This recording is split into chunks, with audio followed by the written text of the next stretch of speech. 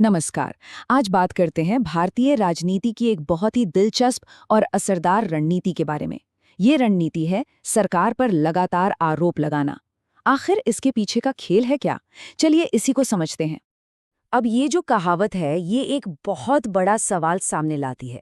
सवाल ये कि आखिर कोई नेता इतने सारे गंभीर आरोप लगाता कैसे है और उसके बाद भी पॉलिटिकली इतना मजबूत बना रहता है।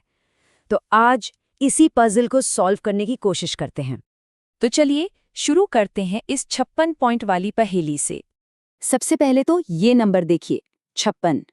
ये सिर्फ एक नंबर नहीं है, ये असल में एक सिंबल है उस लंबी और न रुकने वाली लिस्ट का जो विपक्ष ने सरकार के खिलाफ तैयार की है। और इससे उनकी रणनीति का स्केल, उसका आकार साफ साफ दिखता है। और हाँ, ये जो 55 पॉइंट्स हैं ये ऐसे ही रैंडम नहीं है। इनमें इकोनॉमी से लेकर नेशनल सिक्योरिटी, सोशल जस्टिस, मतलब गवर्नेंस के हर जरूरी हिस्से को टारगेट किया गया है। इससे साफ पता चलता है कि ये एक सोची समझी, वेल प्लान्ड रणनीति है। चलिए अब कुछ हाई प्रोफाइल एग्जाम्पल्स देखते हैं। इससे आखिर समझ में आएगा कि ये रणनीति जमीन पर काम कैसे करती है। जैसे राफेल डील का मामला ले लेते हैं। विपक्ष ने इस पर बहुत गंभीर आरोप लगाए, कहा कि इसमें गड़बड़ी हुई है। लेकिन जब सुप्रीम कोर्ट ने पूरी जांच की तो सरकार को क्लीन चिट मिल गई। तो यहाँ साफ दिखता है, एक तरफ पॉलिटिकल आरोप और दूसरी तरफ एक इंडिपेंडेंट बॉडी का फैसला। बिल्कुल यही पैटर्न पेगासस स्पाईवेयर केस में भी दिखता है।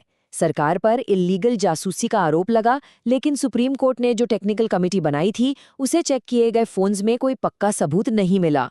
तो फिर से वही बात, आरोप आगे और ऑफिशियल डिनाइल पीछे। और जब बात नेशनल सिक्योरिटी की हो तो ये क्लेम्स और भी सीरियस हो जाते हैं।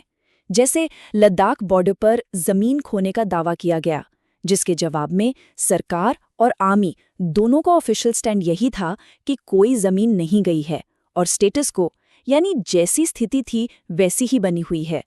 तो सवाल यही उठता है कि आखिर उन आरोपों को बार बार क्यों रिपीट किया जाता है जिनकी कोर्ट या सरकारी लेवल पर जांच हो चुकी है। इसका जवाब इस पॉलिटिकल स्ट्रैटेजी के असली मकसद में छिपा है।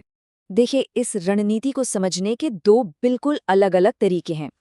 विपक्ष कहता है कि ये उनकी डेमोक्रेटिक ड्यूटी है, सरकार को अकाउंटेबल रखना। वहीं दूसरी तरफ सरकार इसको एक सोची समझी कोशिश मानती है, लोगों के बीच भरोसा तोड़ने और टेंशन पैदा करने की। तो इस पूरी रणनीति के पीछे तीन मेन मोटिव्स हैं। चलिए एक एक करके देखते हैं कि ये हैं क्या और काम कैसे करते हैं। पहला मोटिव, वो सिर्फ कोई एक डिबेट जीतना नहीं है। असली मकसद है जुडिशरी और इलेक्शन कमीशन जैसी जरूरी इंस्टीट्यूशंस पर से लोगों का भरोसा कम करना। क्योंकि सोचिए, जब भरोसा कमजोर पड़ता है ना, तो लोग एक अलग रेबेल नैरेटिव को, एक अलग कहानी को आसानी से मान लेते हैं। दूसरा मोटिव है लोगों से एक इमोशनल कनेक्शन बनाना। अनएम्प्लॉयमेंट, इनइक्वालिटी या सोशल इनजस्टिस जैसे मुद्दे उठाकर ये रणनीति लोगों के गुस्से और फ्रस्ट्रेशन को एक आवाज देती है और इससे एक आम आदमी के लेवल पर एक मजबूत कनेक्शन बनता है। और तीसरा मोटिव है स्ट्राइक एंड रिट्रीट वाला। ये न्यूज़ साइकिल को कंट्रोल करने की एक बहुत ही क्लेवर टेक्निक है। मतलब एक बड़ा आरोप लगाओ और इससे पहले कि सरकार ठीक से उसका जवाब दे पाए, फटाक से एक नया मुद्दा छेड़ दो। इससे होता यह है कि सरकार हमेशा डिफेंसिव मोड में रहती है। लेकिन अब एक और बड़ा सवाल सामने आता है, आखिर इतने सारे आरोपों के बाद भी ये रणनीति बिना किसी बड़ी लीगल प्रॉब्लम के चलती कैसे रहती है? इसके पीछे तीन बड़े कारण हैं जो एक तरह से एक शील्ड, एक सुरक्षा कवच का काम करते हैं और इसे लीगल और पॉलिटिकल एक्शन से बचाते हैं। सबसे पहली और सबसे बड़ी ढाल तो हमारा संविधान ही है।